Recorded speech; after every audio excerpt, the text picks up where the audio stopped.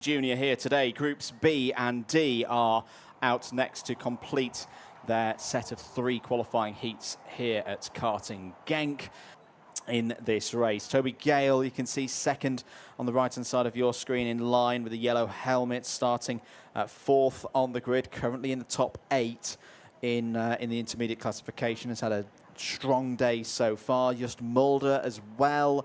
Just Mulder could be starting on a front row of a grid for a super heat, depending on how this goes. Let's take you through the starting grid for the last race in X30 Junior here at Karting Genk for Saturday's qualifying heats today. Quinten van Leeuwen is on pole position. Joining him on the front row is current IC leader Riley Cranham. On row 2, Zach Green goes alongside Toby Gale. On row 3, it's just Mulder and Devon Haagelen.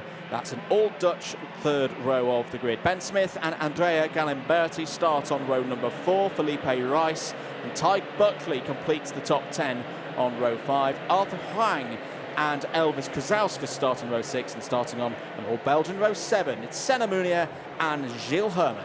Gabriel Benecki and Sid Tereda make a round out row number 8. Then it's Rock Pinheiro and Archie Owen on row 9. Saraya Furt and Dennis Golowski round out the top 20. They go from row 10, ahead of Dimir Abali and Flavio Carrier on row 11. Noah Nolkin and Jack Doe go from row 12. Yanis van der Bosch and Ellis Laman round out the 26 kart field in this one. Everyone out on circuit.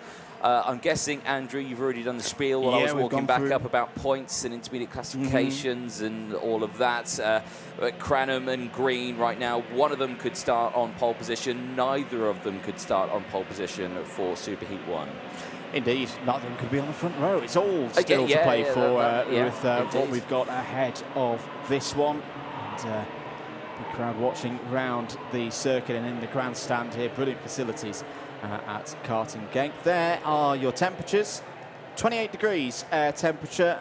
Track temperature's actually dropped a little bit as we're getting into the latter part of the day. It's 4:30 local time here in Belgium, but it's still a toasty 40.3 degrees out on circuit.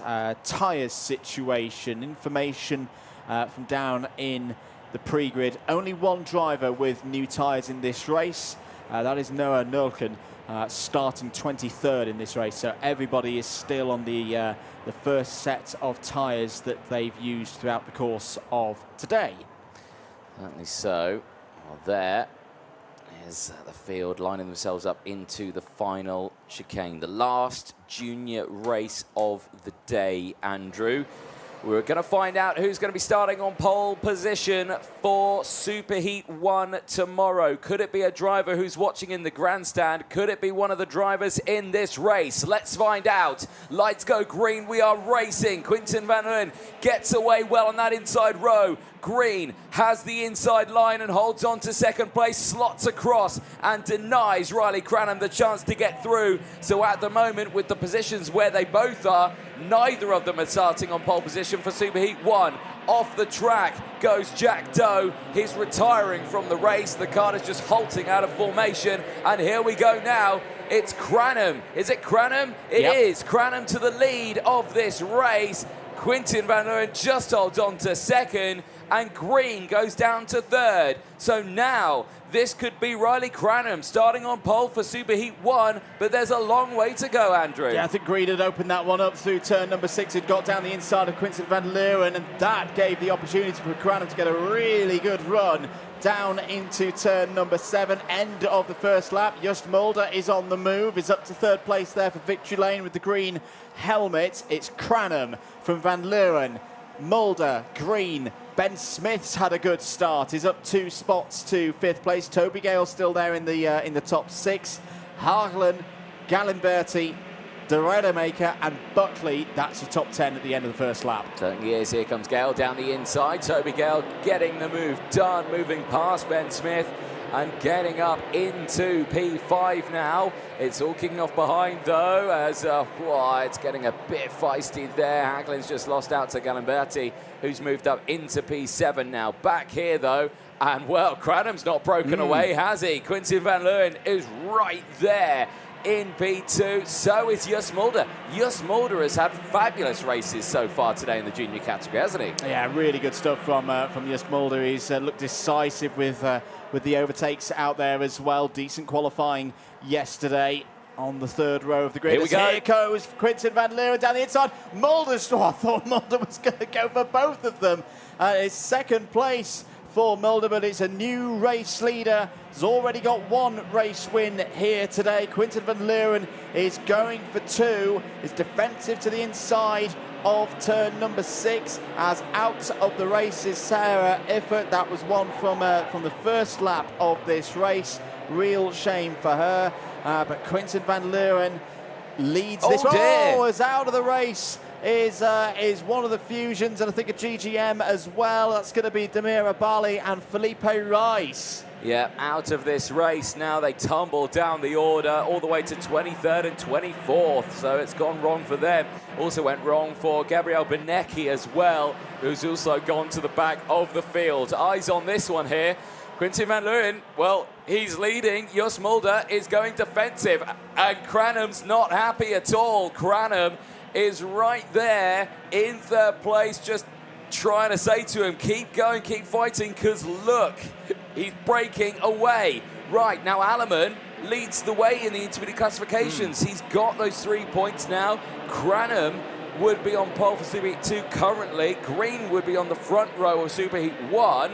But Alleman is in a good position. No, that changes again. Green would now be on pole for Superheat 2. It's constantly fluctuating. Yeah, it's going to flip back again because Cranham's got back down the inside and overtaken Green into turn 3.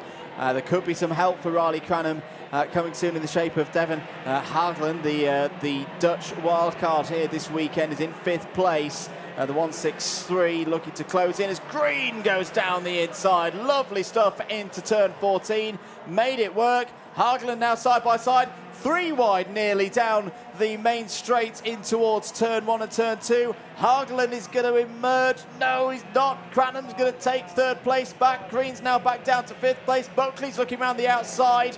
Gale is there as well. What a race we're having here as Haagland goes down the inside on Cranham, and that opens the door for Green to step back through. Oh dear, there's drama in the front there. Is that the 14 or the 147? I think that's Ben Smith tumbling down the order. He's got caught out in something there, and that's all gone wrong for him. But eyes on this one here. Gale on that rear bumper. This is superb, isn't it, Andrew? Just the ups and downs, and there it is. It's Ben Smith out of the race. That's a lot of debris, and careful with that one because, yes, okay, I know you're angry, but your foot is a lot softer than that rear axle, and you don't want a broken toe. No, you don't at all. I think Stigler Rademacher has also been involved in something out there because it was the number 14 falling down through the order.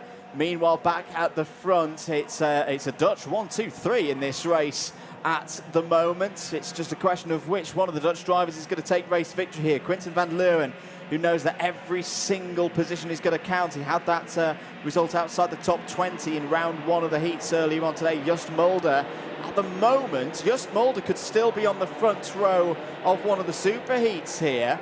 In fact, he could still be in pole position for one of the super heats if he can find a way through past Van Leeuwen, and it would need Green to lose further positions in this race.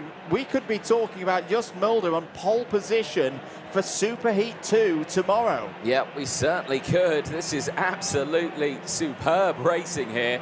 And Just Mulder right now, well, again, he has just been on form. We've been speaking about him a lot with the positions that he's gained. He started a little further back, but he's always got up there in these early stages of the races. This time, he's making it really count right now. And again, the pressure that he's piling on Quinten van Leeuwen here is second to none. We could see him moving towards turn 6 here. Is he going to look for it? The answer's no. He's going to stay behind. Again, he could wait to the very last lap, and that's the high possibility. Or he could go for it right now, and that's down in towards turn 7, and he does get it done. Wastes no time there at all, and he's into the lead. And he's straight away on the attack to try and pull away from Quinten van Leeuwen there, a little bit further behind. Green's got back into 3rd place ahead of Haagland. That could be important in terms of the intermediate classification. We'll bring you the updates in due course. There it is. So Alleman We know that's looking pretty good right now. 3 points, has got it secured. Down the inside goes Haugland, drops Green back down to second place, and Cranham's going to have a go again here, and Buckley.